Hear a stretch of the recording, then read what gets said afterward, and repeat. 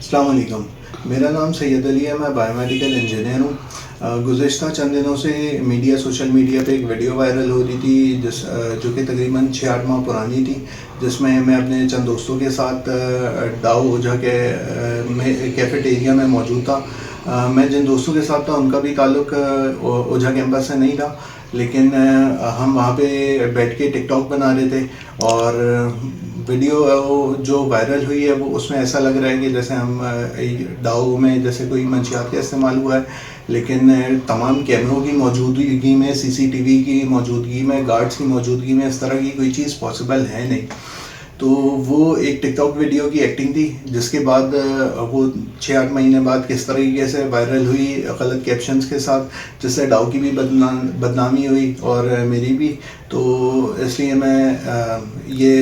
جیسے ہی مجھے پتہ چلا تھا، میں اس کو ڈاؤ یونیورسٹی کو میں خود اپروچ کیا، اور سیکیورٹی کو میں نے اپروچ کیا ڈاؤ کی، تو تاکہ میں یہ تمام چیزیں کلیئر کر سکوں۔